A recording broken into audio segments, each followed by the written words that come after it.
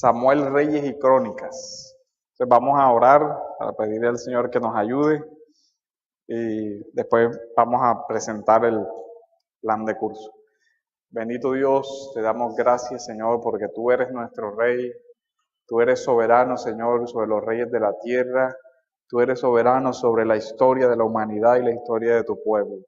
Gracias, bendito Dios, por lo que tú nos enseñas por medio de tu palabra, y te damos gracias por este espacio de seminario que es parte de la formación, Señor, de todo creyente, y también la formación de todos aquellos que tú has llamado para ejercer un ministerio de acuerdo a tu voluntad y a tu propósito en tu iglesia. En el nombre de Jesús te damos gracias. Amén. Bueno, hoy vamos a iniciar la materia de los libros históricos. Vamos a abordar los libros de Samuel, Reyes y Crónicas. Como ustedes se podrán dar cuenta, el tema es bastante extenso, de tal forma que no vamos a hacer un comentario sobre todos los aspectos del libro, sino sobre todo de algunos aspectos históricos, de algunos aspectos literarios y de algunos aspectos teológicos. O sea, vamos a tratar de abordar esos ejes generales de los libros. Hoy, en la síntesis de la materia, yo quería que hiciéramos una introducción a cómo es que se construye la narrativa histórica en la Biblia, las particularidades de la narración histórica bíblica. Los libros de Samuel, Reyes y Crónicas se ocupan de un periodo de transición entre los jueces, el periodo de los jueces, y la instauración de la monarquía. Ustedes se van a dar cuenta que Samuel hace como juez, como profeta, y posteriormente unge a Saúl y después a David, con quien se instaura, digamos que oficialmente, la monarquía en el pueblo de Israel.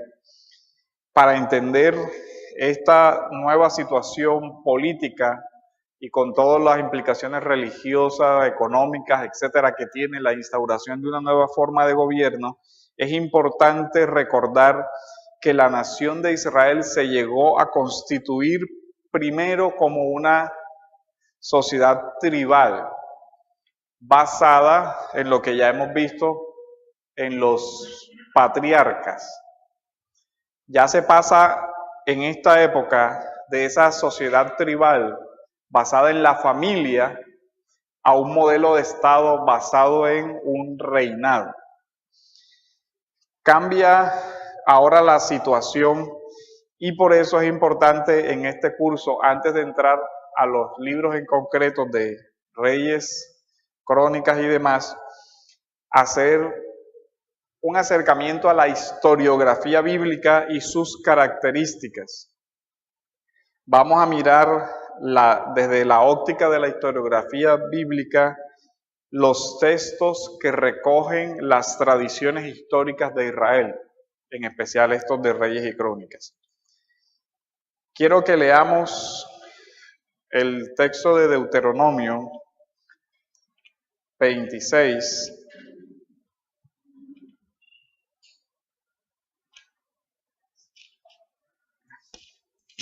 Deuteronomio 26, del 1 al 11. Cuando hayas entrado en la tierra que Jehová tu Dios te da por herencia. Miren algo, aquí hay también una transición del peregrinaje desde la liberación egipcia hasta la entrada a la tierra. Hay un cambio. El Señor le anuncia: cuando hayas entrado a la tierra que el Señor tu Dios te da por herencia y tomes posesión de ella y la habites, entonces tomarás las primicias de todos los frutos que sacares de la tierra que Jehová tu Dios te da, y las pondrás en una canasta, e irás al lugar que Jehová tu Dios escogiere para hacer habitar allí su nombre. Ese lugar que el Señor posteriormente va a escoger es Jerusalén, su templo, que es la misma sede de la monarquía. Dice, y te presentarás al sacerdote que hubiere en aquellos días y le dirás, declaro hoy a Jehová tu Dios que he entrado en la tierra que juró Jehová a nuestros padres que nos daría. Ahí está uniendo esta etapa de la entrada a la tierra con la promesa a los padres, con la edad patriarcal. El sacerdote tomará la canasta de tu mano y la pondrá delante del altar de Jehová tu Dios. Entonces hablarás y dirás delante de Jehová tu Dios, un arameo a punto de perecer fue mi padre,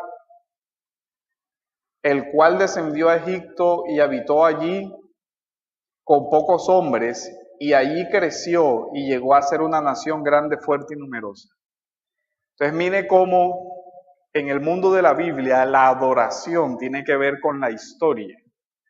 Contrario a lo que muchas religiones del mundo hacen, donde su adoración no tiene una raíz histórica, el pueblo de Dios fundamenta su adoración a Dios en su propia historia. De tal forma que cuando el hombre bíblico va a llevar una ofrenda, él recuerda y dice, mi padre era un arameo a punto de perecer, pero Dios nos ha dado esta tierra. De tal forma que él recuerda la historia patriarcal, el descenso a Egipto, la liberación del Éxodo y cómo Dios los trajo a esta tierra. Entonces esa es una particularidad de la adoración bíblica. Tiene un fundamento en la historia. Y llegó a ser una nación grande, fuerte y numerosa, y los egipcios nos maltrataron y nos afligieron y pusieron sobre nosotros dura servidumbre. Y clamamos a Jehová, el Dios de nuestros padres, otra vez una reminiscencia histórica, al Señor Dios de nuestros padres, al que ya conocían por la referencia a la promesa que Él había hecho a los padres. Y Jehová oyó nuestra voz y vio nuestra aflicción y nuestro trabajo y nuestra opresión. Y Jehová nos sacó de Egipto con mano fuerte, con brazo extendido, con gran espanto y con señales y con milagros. Este discurso se está haciendo en el templo cuando esta persona está llevando su ofrenda. Lo cual quiere decir que en esa ofrenda hay una confesión de fe basada en la historia pasada. Él está diciendo, yo vengo a traer esta ofrenda delante de ti. Lo dice, lo declara públicamente delante de todos, porque yo sé que Dios hizo una promesa a nuestros padres, porque yo sé que Dios nos sacó de la esclavitud egipcia, porque yo sé que el Señor nos dio esta tierra, porque yo sé que el Señor hizo un juicio contra Faraón, etcétera, etcétera, etcétera. Es un sistema de culto o de adoración que tiene que ver con la historia y que no se puede desligar de la historia. Si usted ve el género de narrativa histórica, es uno de los géneros que prevalece en la Biblia. Casi el 70% de la Biblia es narración. Y hay un motivo teológico por lo cual el autor bíblico escoge la narración para difundir la fe. De hecho, la enseñanza doctrinal en forma de tratado teológico, a excepción de Gálatas y Romanos, no aparece casi en la Escritura. Si uno ve un tratado teológico, y ni siquiera en el sentido estricto de formulaciones de dogma y de justificación argumentativa, lo que más se le parece son Romanos, Gálatas y algunos fragmentos. Pero sobre todo tenemos en forma de narrativa todos los libros históricos de la Escritura. En forma de narrativa los evangelios, hechos, incluso las cartas son una misiva, pero no un tratado de doctrina. Pero eso no quiere decir que no tenga un sistema teológico la Biblia. Quiere decir que lo presentó de una forma que para nuestra cultura no es habitual. Y la presentó en forma de narrativa histórica. Y eso ya nos reta a nosotros a hacer una interpretación desde ese texto. Dice, y Jehová nos sacó de Egipto con mano fuerte, con brazo extendido, con gran espanto, con señales y milagros. Miren que a pesar de que hay una conciencia histórica, el orante aquí cree que Dios sobrenaturalmente puede actuar en la historia. Él dice, Dios nos sacó, y no nos sacó por medios naturales, sino por señales y prodigios. Y Dios nos trajo a este lugar y nos dio esta tierra que fluye leche y miel. Ahora, he aquí, he traído las primicias. Lo que él está explicando, lo que comenzó en el versículo 1 hasta el versículo 10, es el motivo por el cual él trae la primicia. Y todos los motivos son históricos. ¿Se da cuenta de eso? Todos los motivos de su adoración son históricos. Hace un recuento desde la historia de los patriarcas del Éxodo hasta el momento en que ellos entran en la tierra todavía como una organización tribal. Y dice, y he aquí he traído las primicias del fruto de la tierra que me diste. Pero note algo, realmente él no recibió en primera persona esa tierra, lo habían recibido ¿quiénes? Los ascendientes, sus padres, pero él se vincula como si la hubiera recibido él de forma personal. De tal forma que cuando nosotros hablamos de la historia de la Biblia, no estamos hablando de la historia de otro pueblo, sino de la historia del pueblo de Dios, de la cual la iglesia hace parte y de la cual no se puede desvincular. Dice, oh Jehová, y lo dejarás delante de Jehová tu Dios y adorarás delante del Señor tu Dios. El Salmo 78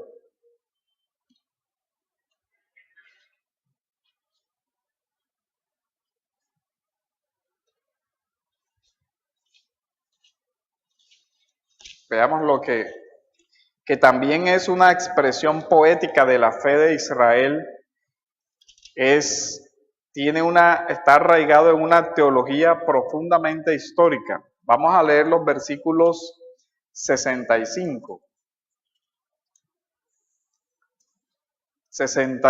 al 71. Y dice, entonces despertó el Señor como quien duerme, como un valiente que grita excitado del vino, e hirió a sus enemigos por detrás, les dio perpetua afrenta. Desechó la tienda de José y no escogió a la tribu de Efraín, sino que escogió la tribu de Judá, el monte de Sión, al cual amó. Edificó su santuario a manera de eminencia, como la tierra que cimentó para siempre. Eligió a David su siervo y lo tomó de las majadas de las ovejas, detrás de las paridas lo trajo, para que apacentase a Jacob su pueblo y a Israel su heredad. Y los apacentó conforme a la integridad de su corazón, los pastoreó con la pericia de sus manos. Se da cuenta que aquí vuelve a ser, une la historia del reinado de David con la anterior etapa que conoció el pueblo, que fue la etapa patriarcal. Comienza diciendo la historia de cómo el Señor escogió a José, desechó a algunos de la tribu de Efraín y escogió colocar el reinado en la tribu de Judá y en especial en la casa de David. Entonces eso une a diferentes periodos de la historia de Israel. Primera de Corintios nos ilustra la forma como se usa la historia en la Biblia. Primera de Corintios 10 del 1 al 13. Dice, porque no quiero, hermanos, que ignoréis. Miren lo que no quiere que se ignore. que nuestros padres todos estuvieron bajo la nube y todos pasaron el mar. ¿Qué es lo que está recordando ahí? El Éxodo. Todos comieron el mismo alimento espiritual, la historia del maná, y todos bebieron la misma bebida espiritual, el agua de la roca de Moisés, porque bebían de la roca espiritual que los seguía y la roca era Cristo. Entonces miren cómo desde la historia se va a la fe en la Biblia. Es decir, que la narrativa histórica en la Biblia no tiene como principal objetivo solo transmitir un conocimiento de eventos que sucedieron en épocas anteriores, sino que tiene como objetivo la fe.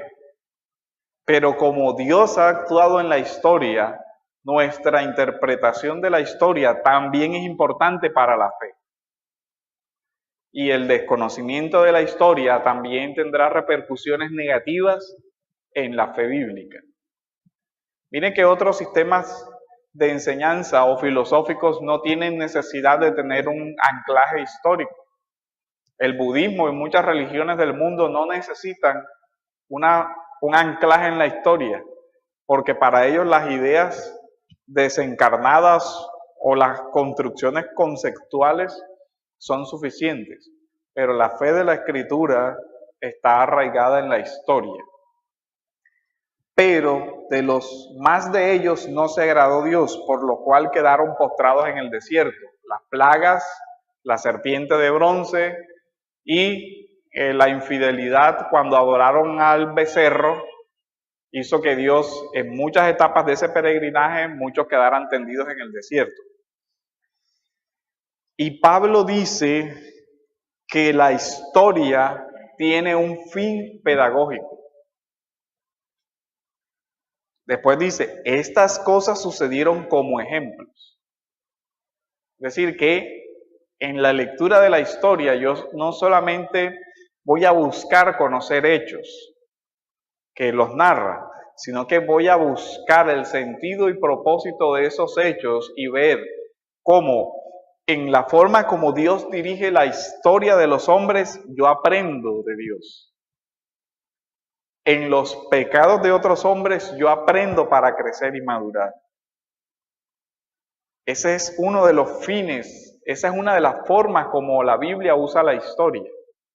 Y desde esa concepción de que la historia está en manos de Dios y de que la historia nos muestra a Dios y que de la historia nos enseña a Cristo, debemos leer los libros históricos de la Biblia. No solamente se trata de la comprensión de una historia pasada, sino de cómo esa historia también ilumina la vida del creyente hoy. Pablo está escribiendo a los corintios y les dice, de esa historia del desierto nosotros podemos aprender mucho hoy. Pablo dice, mas estas cosas sucedieron como ejemplos para nosotros hoy. De tal forma que usted ve cómo la historia de la Biblia siempre se actualiza. Por ejemplo, usted encuentra en los relatos bíblicos que dice, y así se llama tal ciudad hasta el día de hoy. Hoy aparecen muchos relatos históricos como conclusión. Dice, y esto es así desde tal y tal fecha hasta hoy. De tal forma que en esa historia se incluye el oyente presente. De tal forma que él no puede escaparse de esa historia. Y esa historia hace parte de su identidad. Si la iglesia dejara de hablar de la historia bíblica como algo fuera que no tiene nada que ver con ella, tendría una identidad diferente. Si usted ve en la Biblia, muchos dicen, nuestros padres cruzaron el Mar Rojo. No dice, tales personas lo hicieron, dice, no, nosotros. Dios, si usted ve los Salmos, David dice, Dios nos liberó de la esclavitud, hablando en primera persona como si él hubiera estado en Egipto. Obviamente, no se trata de que el autor no tenga claro cuándo sucedieron los hechos. Se trata de que él sí tiene claro que él es heredero de la misma historia. y que no puede desligarse de eso. Y después dice, para que no codiciemos cosas malas como ellos codiciaron, ni seáis idólatras, posiblemente un recuerdo del becerro en el desierto, como algunos de ellos, según está escrito, se sentó el pueblo a comer y a beber y se levantó a jugar. Ni forniquemos, como la historia de Pinjas, cuando el pueblo de Israel se acostó por incidencia de Balaam con las mujeres. Y después dice, y cayeron en un día 23,000. Ni tentemos al Señor como también algunos de ellos le tentaron, cuando pidieron que nos dé agua, que nos dé esto, y perecieron por las serpientes. Recuerdan la historia. Ni murmuréis como algunos de ellos murmuraron contra Moisés, su propia hermana, Coré y todos los demás, y perecieron por el destructor. Y vuelve a reiterar, y estas cosas les acontecieron como ejemplo. 2 veces en la misma narración dice, la historia es un ejemplo. Y están escritas. Mire que aquí hay una interpretación teológica del propósito de esos libros históricos. Dice, y están escritas para amonestarnos a nosotros. Así que cuando uno lee la historia del rey David, uno no debe decir, mira qué rey tan perverso, cómo fue que Dios le dio el privilegio de ser rey, le concedió victoria, le prometió esto y miren lo que terminó. Como si David fuera alguien distinto a nosotros. Lo que debemos leer es, debemos imitar el carácter de él en lo que fue un hombre conforme a su corazón y ser conscientes de que podemos llegar a vivir de la misma forma que él si nosotros consentimos el pecado en nuestras vidas. Y en consecuencia afrontar las mismas consecuencias de la disciplina del Señor que le tocó vivir a David, donde el Señor le dijo, es cierto que no faltará alguien que se siente en tu trono, pero también es cierto que no faltará la espada persiguiendo a tu familia. Esa es una lección para aprender. Y él dice, a nosotros quienes han alcanzado los fines de los siglos. O sea, él nos dice, nosotros que vivimos hoy, no podemos perder de vista esa historia, porque puede tener consecuencias. Después dice, así que el que piense estar fino y mire que no caiga. Pero eso se interpreta en David, miren cómo vivió, cayó. El pueblo, miren cómo vio las maravillas, cayó. En la época de Pinjas, cayó. Acuérdense de Aarón y de Miriam, cómo cayeron. No os ha sobrevenido ninguna tentación que no sea humana. Lo que nos dice la experiencia humana anterior de cómo se ha luchado con la tentación, también es importante para nosotros hoy, desde Adán hasta hoy. Pero fiel es Dios, que no os dejará ser tentados más allá de lo que podéis resistir, sino que dará también juntamente con la tentación la salida para que podáis soportar. Entonces, ese es un marco diferente de cómo la Biblia se acerca a la historia. Acercamiento a la historia que no tiene ninguna otra religión del mundo. La fe bíblica es particular en eso, en que confiesa como parte de su fe la historia. Y ahora vamos a ver eso con un poquito más de detenimiento. Algunos autores bíblicos dicen que la narración bíblica se rige por 3 principios: el ideológico, el historiográfico y el estético. Cuando hablamos de ideológico, estamos diciendo que la Biblia no solamente quiere contar hechos, sino que además de eso busca que esos hechos afecten de determinada manera la forma de pensar de quien los lee. es una narración, no es una narración neutra.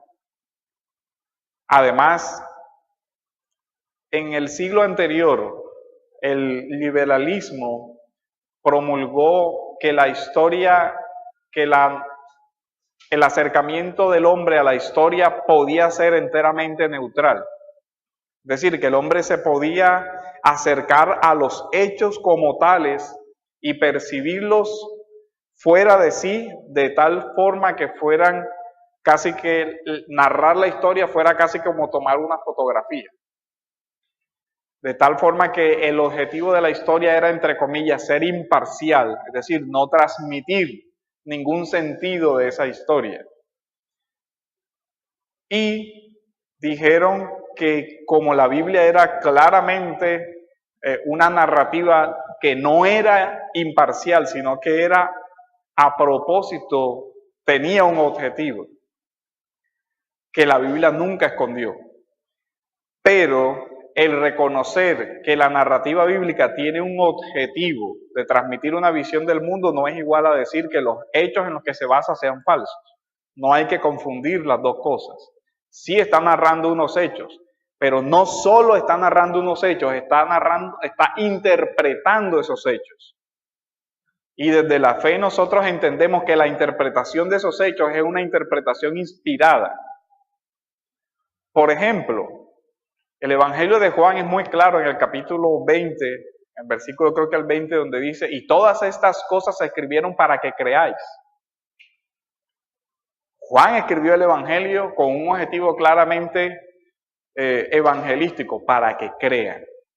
Narró la historia de Jesús, sí, pero no simplemente para que la persona tuviera un conocimiento de qué pasó, sino para que tuviera fe, para que se convirtieran y creyeran.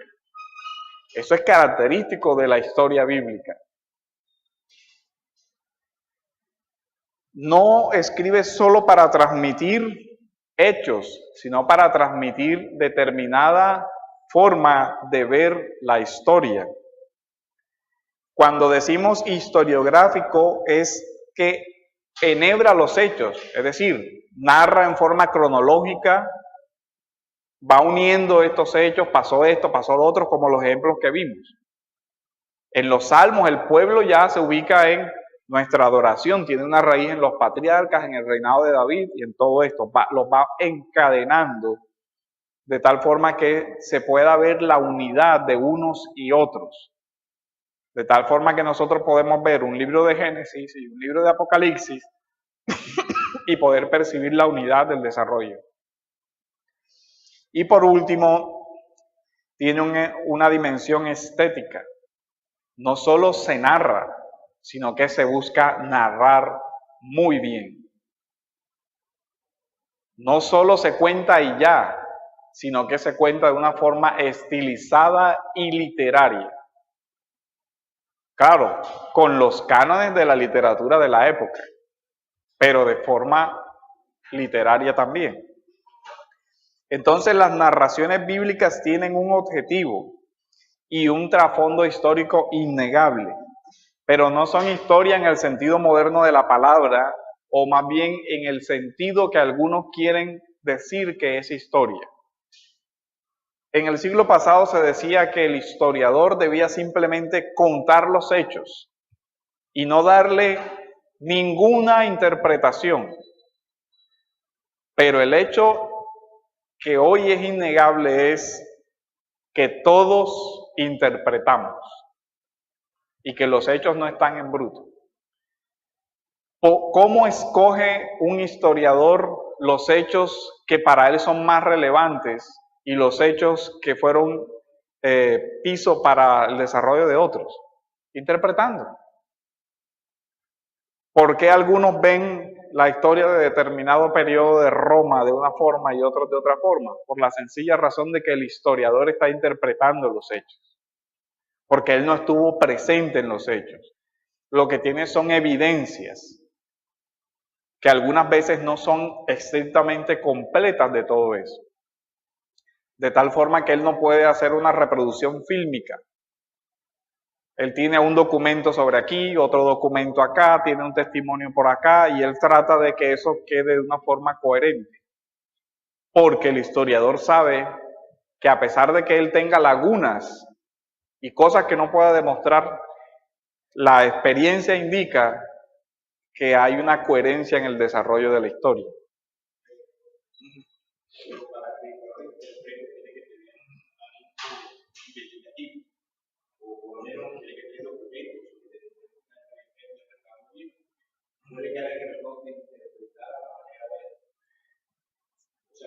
El historiador humano no tiene ninguna infalibilidad en cuanto a la interpretación y reconstrucción de los hechos. Puede tener mayor o menor grado de certeza, dependiendo a la documentación que pertenezca.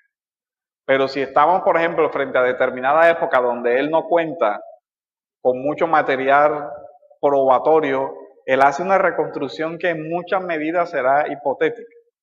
Ahora, ¿cuál es la diferencia entre la reconstrucción histórica meramente racional e hipotética que puede hacer un historiador y, por ejemplo, la reconstrucción histórica que hace Lucas de la historia de la iglesia primitiva?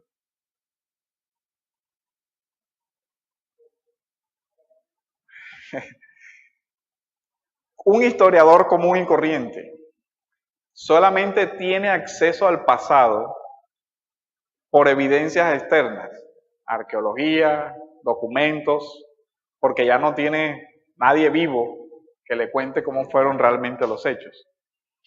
De tal forma que él recoge ese material e inevitablemente habrán lagunas, porque él no tiene una grabación que le cuente hora por hora qué fue lo que pasó. Así que él toma lo que tiene y con eso reconstruye, plantea una hipótesis de trabajo histórico. Pero eso porque su reconstrucción es meramente racional, con las fuentes de conocimiento humanos.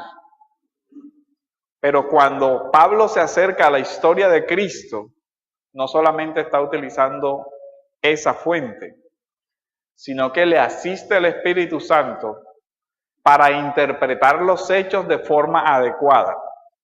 Un ejemplo, la muerte de nuestro Señor Jesucristo. Algunos interpretaron, es una persona que tiene una aspiración política contra Roma y esa es la forma y eso es lo que explica la muerte de ejecución. Dentro de la misma Biblia dice que algunos presentaron así lo que Jesús estaba enseñando. Mira, a ver, él dice ser rey de los judíos, o sea que se está oponiendo al emperador romano, esto y lo otro, mátenlo. Esa es una forma como se puede presentar el porqué de la muerte de Cristo. ¿Cómo la presenta Pablo? Jesús murió por nuestra salvación y para nuestra justificación. Esa es una forma muy diferente de interpretar el mismo evento. Alguna persona puede acercarse al hecho de la tumba vacía con las hipótesis del que se presentan en los evangelios. Eso fue que los discípulos cogieron y se robaron el cuerpo. Nadie estuvo ahí presente cuando el Señor resucitó. Nadie vio quién movió la piedra, porque hasta los guardias que estaban ahí cayeron desmayados, y de tal forma que no hubo un testigo ocular. Pero nosotros creemos que no se robaron el cuerpo, ¿cierto? Estamos adhiriéndonos a una interpretación histórica diciendo, no se robaron el cuerpo. No creemos que Jesús se desmayó en la cruz y cuando despertó en la tumba estaba vivo todavía, logró salir por sus propias fuerzas, mover una piedra que pesaba toneladas con todas las heridas sin haber comido y todo lo demás, y además con una lanza que le había atravesado, después de los latigazos y una lanza que le atravesó el corazón. Es como muy inverosímil esa versión de la historia, pero algunos la creen. Entonces, cuando la Biblia cuenta, no solo cuenta para daros información, Cuenta para que la persona cambie su visión del mundo, para que la persona vea el mundo de una forma diferente. La historia bíblica no solo busca informar, o sea, contarte como un periódico, pasó esto, el día tal, sino que busca formar la conciencia, busca llamar a una cosmovisión diferente. Por ejemplo, el texto de 1 Corintios que acabamos de leer, mira cómo Pablo hace uso de la historia y dice, esto es para nuestro ejemplo. Interpela, o sea, vas a repetir los mismos errores que hemos cometido anteriormente, no has aprendido nada. Mira a David, mira lo que le pasó. Eso te sirve para hoy. De tal forma que otra característica de la historia bíblica es que es interpelante en el sentido de que llama a la persona a que la confronta, diciéndole, debes imitar a estos hombres o debes rechazar esa forma. Por lo menos cuando la Biblia habla sobre los fariseos, no solamente describe una facción religiosa de su época, sino que el Señor dice, no sean como ellos. No los imiten a ellos. No vean la vida como ellos la ven. No solamente está contando la historia de qué creían los fariseos, sino que está contándonos mucho más. La historia, decíamos, no es neutral, no simplemente relata hechos descarnados. Es una historia querigmática, en el sentido de querigma, de la palabra griega querigma, proclamadora o anunciadora. Con querigmática expresamos que la fe bíblica o la historia bíblica no solo cuenta hechos, sino que los interpreta desde la fe y para la fe. La narrativa de la Biblia no solo nos cuenta los hechos, los mira desde la fe y los cuenta para la fe, es decir, para que una persona crea. Eso es diferente a cómo se escribe historia. Y cuando leemos la historia bíblica tenemos que tener en cuenta eso. Nos está contando los hechos, pero también nos está interpretando los hechos desde una visión de la vida, desde la fe y para la fe. Siempre tenga eso en cuenta cuando usted lea la historia bíblica. Se leen los hechos desde la fe. Cuenta la historia cierta, los hechos que sucedieron, pero no solo para que se vea la dimensión histórica, sino para que se vea la dimensión salvífica. Voy a poner un ejemplo de lo que trato de explicar. 1 Corintios 15, del 3 al 5. Porque primeramente os he enseñado lo mismo que recibí, una tradición recibida. Alguien le contó a Pablo los hechos. Alguien le transmitió la historia, no solamente para que Pablo supiera qué pasó, sino que para que Pablo creyera. Para eso se lo contaron. Y él dice, y yo se los he contado a ustedes por la misma razón, no solamente para que sepan lo que pasó, sino para que crean. Que Cristo murió. ¿Cuál es el hecho ahí? Que Cristo murió. ¿Cuál es la interpretación ahí? Por nuestros pecados, es decir, por nuestra salvación. Algún historiador puede decir, sí, Cristo murió, pero murió porque era un revolucionario, murió porque era esto, murió porque era lo otro, pero Pablo hace una interpretación desde la fe y para la fe. Cristo murió por nosotros, nos vincula a un hecho histórico. Él murió. Y después en Romanos va a decir, y cuando Él murió, nosotros morimos con Él, y cuando Él resucitó, nosotros resucitamos con Él. Si Jesús no murió y si Jesús no resucitó, el cristianismo es una farsa. No sirve para nada, no es una fe valiosa. De tal forma que o la historia se confirma o el cristianismo es mentira. Por eso Pablo dice, si nosotros creemos que Jesús murió y resucitó, en Corintios 15 dice, y no es cierto que Jesús murió y resucitó, somos los más dignos de lástima en la historia y todo esto es una pérdida de tiempo. Miren el peso que él le da a ese evento de la historia. Pero si Jesús murió y resucitó, entonces nuestra fe sí tiene un sentido. Y si Jesús murió y vive, entonces habrá una resurrección corporal. Entonces, miren la unidad entre la fe y la historia desde el mundo de la Biblia. De ahí que el cristiano debe esforzarse con seriedad para escudriñar la historia bíblica, porque en ella se enraiza su fe.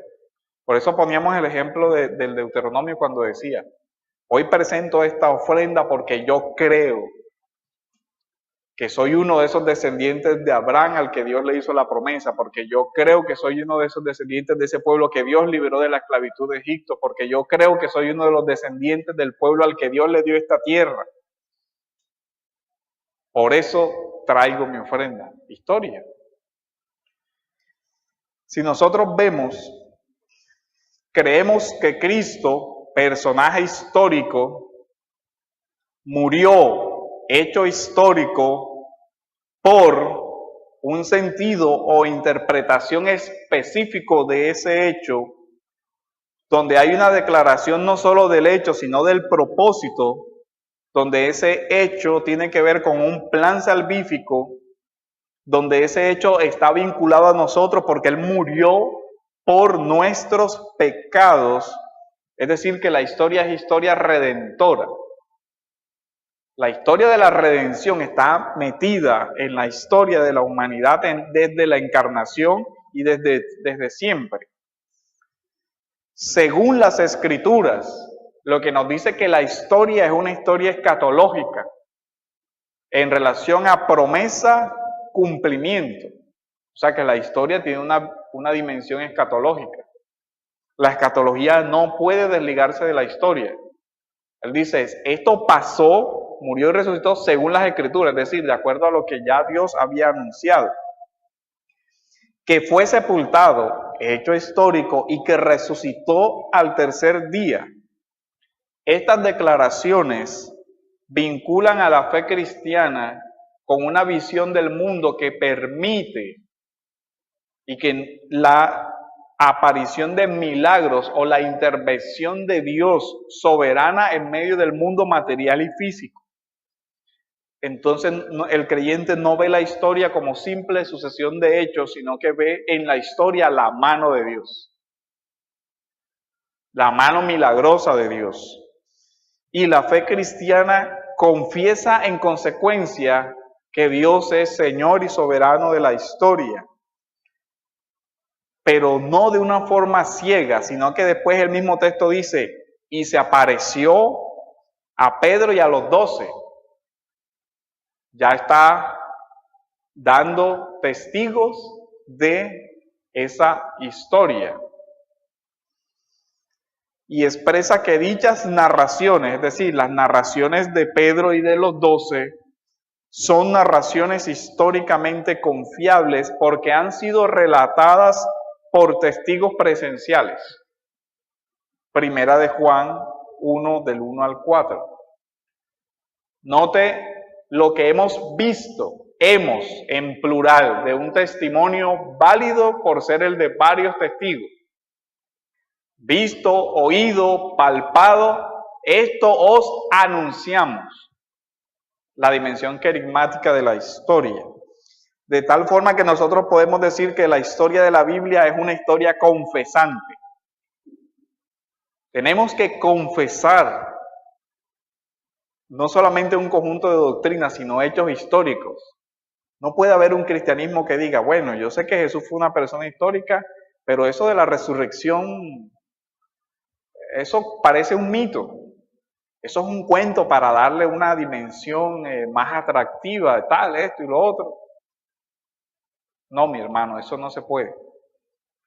Tú no puedes creer una visión de la historia que no sea de acuerdo a la confesión de fe que la misma Biblia te da sobre esa historia. Tú no puedes decir, Jesús murió, pero no fue por nuestros pecados, sino por un asunto económico, político, social, porque se opuso porque estuvo a favor de los pobres contra los ricos y por esto y por lo otro y por no sé qué cosa. Admirable, pero es una farsa y eso no es cristianismo, es una herejía. porque la visión de la realidad que divide entre historia y fe es un mero gnosticismo. La fe bíblica está arraigada en la historia. Lucas, por ejemplo, habla de cómo él escribió y con qué criterios lo hizo, y eso es para nosotros importante al ver las características de la fe bíblica.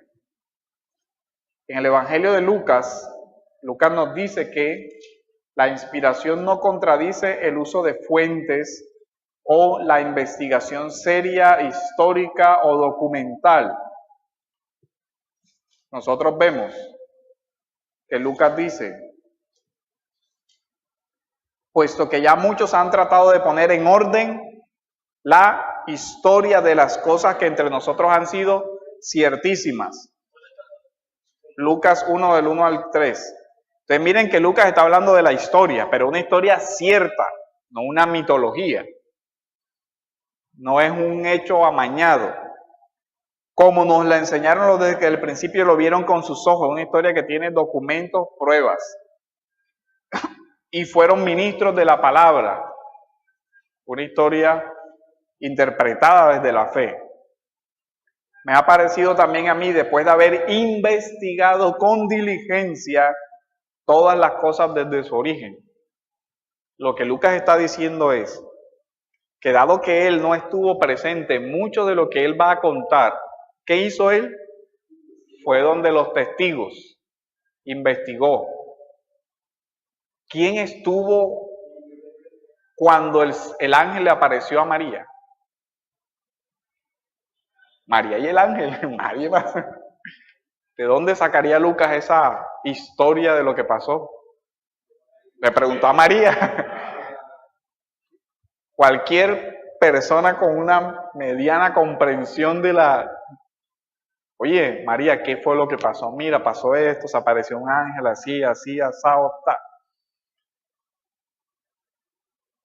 Y narra, y cuenta, verifica. No es que la revelación anule la investigación histórica, pero no es que la historia pueda ser leída quitándose los lentes de la fe. Eso tampoco se puede. Miren lo complejo del tema.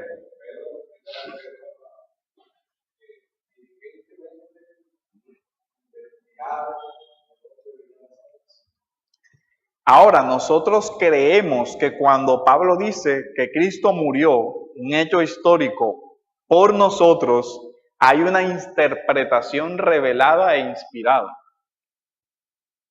Ya, ahora, podemos demostrar la revelación y la inspiración por la historia, hay indicios de ella, pero en últimas es un asunto de fe.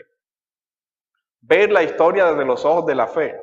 Nunca la historia o las pruebas o las evidencias documentales o lo que sea va a hacer innecesaria la fe. Usted puede probarle lo que sea al incrédulo, que si no cree, no va a creer ni por una cosa ni por la otra y siempre tendrá alguna excusa que inventarse así usted le ponga las evidencias que sean en la cara. Porque nosotros entendemos que creer es un don de Dios. Pero no quiere decir que Él crea sin que esto sea cierto. Por eso Lucas dice, lo que yo voy a contar es ciertísimo. Pero Lucas habla de un testimonio histórico, pero que al narrar no deja de lado que él busca que por medio de esa narración Dios produzca la fe en el corazón del hombre. Esa historia en la Biblia se cuenta para que otros aprendan a no cometer los mismos errores que antes y tengan fe. Juan 20:30, ¿qué dice? El mismo evangelio dice que Juan escribió con un claro propósito y él dice, estas cosas, muchas otras cosas pasaron, que si se escribieran no alcanzarían los libros. Pero él declara su intención. Dice, pero estas las recogí, las organicé, las presenté, las documenté para que crean. El objetivo de la narrativa en la Biblia, de la narrativa histórica, es para que para la fe, para creer. Alguien puede decir, no, sí, yo sé que Jesús vivió en Jerusalén, después vivió en Belén, fue en la época del emperador Poncio Pilato, y no creer y no tener fe. ¿Ese conocimiento de la historia le va a salvar? No, porque debe ir acompañada de la fe. Entonces nosotros vemos que la historia bíblica es confesante, es historia de la salvación y es profética y es escatológica. Si nosotros leemos los libros de Reyes y Crónicas desde ese marco, vamos a ver el valor de esa narrativa. Pero si los leemos como a veces muchos hermanos se acercan, bueno, voy a saber qué pasó en esa época y ya. Ese libro sí es aburrido y además, ¿quién necesita saber eso? No, pero es que, y esa genealogía y esos nombres y una cosa y unos sitios que yo ni conozco y volémonos eso. Vamos a leer el Nuevo Testamento que es más chévere. Ahí hay un problema de teología en esa forma como se está pensando. En parte porque no se entiende porque que el autor bíblico cuando escogió ese género nos estaba diciendo algo. La historia del pueblo de Dios es importante. Es nuestra historia y nos da identidad, nos da sentido. Con esa historia nosotros miramos hacia el futuro, hacia la escatología que viene, pero si desconocemos esa historia, vamos a tener un problema en cómo vamos a interpretar el futuro hacia el que Dios nos está llevando. Es obvio entonces cuál es el objetivo general de la materia. Ok, todavía alguien... Entender que la revelación bíblica se dio en hechos y palabras. ¿Se acuerdan cuando el Señor comienza y dice, esto fue lo que el Señor comenzó a hacer y a enseñar? En historia interpretada. Esas palabras por lo general interpretan esos hechos. Los hechos son reales, pero la interpretación adecuada de ellos también es importante. Entonces, ese es el objetivo general. El objetivo de conocimiento, aprender las características de la narrativa histórica bíblica y entender el progreso de la historia del pueblo de Israel hasta llegar en el concreto hasta la monarquía. Vamos a repasar algunas cosas y obviamente vamos a ir uniendo cómo eso se va a ver en el Nuevo Testamento, comprender el proceso de formación y configuración social del pueblo de Dios, desde una sociedad tribal hasta un estado monárquico. Aprender sobre el periodo de los reyes y la historia de Israel desde la transición de los jueces a la monarquía y la importancia de la prefiguración del reino de David como apuntando al reinado del Mesías. Afectivos, crecer en el amor a Dios al comprender cómo nosotros somos partícipes de esa historia redentora. No es la historia de otros, la historia de nuestro pueblo, del pueblo de Dios, del mismo pacto del que nosotros hacemos parte. Formar al discípulo desde eso. Psicomotores, formar discípulos capacitados para discipular a otros enseñándoles todo esta parte y aplicar los conocimientos adquiridos a la historia, a la iglesia local. Presentar defensa de la fe bíblica en el sentido de la historia bíblica, de conocer que la historia bíblica sí tiene fundamentos, incluso evidencias extrabíblicas. Ya ustedes conocen cómo se desarrolla la materia, cómo se califica, los ensayos y todo lo demás, o sea que eso no vamos a volver a explicarlo. Además, ustedes van a tener, no sé si ya Juan Camilo les envió el plan de curso. Bueno, entonces él se los estará enviando. ¿Qué vamos a ver? Los libros de Samuel. Con el libro de Samuel vamos a hacer un ejercicio similar al que hicimos con la historia patriarcal, de examinar por ciclos. El libro de Samuel, por ejemplo, vamos a ver Samuel, Saúl y David, los ciclos. Vamos a ver en los libros de los reyes, Salomón, el ciclo, el reino dividido, el reino de Judá desde la caída de Samaria hasta el destierro. Y el libro de Crónicas, hacer una aplicación sobre los reyes y el reino de Dios. Reyes y Reinos. Eso es lo que vamos a desarrollar. La bibliografía para el capítulo aplica la misma que para la historia patriarcal, obviamente sin el libro de Génesis, pero es la misma. Reseña crítica de una introducción al Antiguo Testamento de Archer. Usted va a leer los capítulos que corresponden a Reyes, a Samuel, Reyes y Crónicas. Introducción al Antiguo Testamento de Tremper Lorman. Ese libro no está en digital. Tocaría conseguirlo en físico. La predicación y la enseñanza del Antiguo Testamento de Walter Kaiser. Ese sí está en digital y se los envío. Y Introducción al Antiguo Testamento de John Drain, programa Panorama del Antiguo Testamento de William Sanford Laxor y la Introducción al Antiguo Testamento de Edward Jung. Esos son los textos que vamos a ir trabajando. Para la próxima clase, ¿qué tiene que leer? Lo que corresponde a la historia de Samuel, Reyes y Crónicas en el libro de Panorama del Antiguo Testamento de William Sanford Laxor. Ese libro ya ustedes lo tienen, porque en varios cursos de Antiguo Testamento se les ha enviado. Si alguno no lo tiene, le puede decir al hermano Juan Capilo que lo tiene, o cualquiera de los que dieron patriarcal ya se los envió, ya lo tienen. Entonces, esa es la Panorama del Antiguo Testamento. William Sanford Laxor.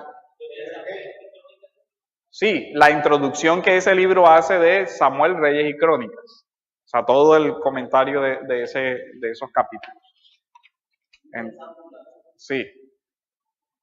Entonces, si no es más, vamos a orar para terminar. Y ya ustedes saben cómo es la metodología, un informe de lectura de esos capítulos. Vamos a orar.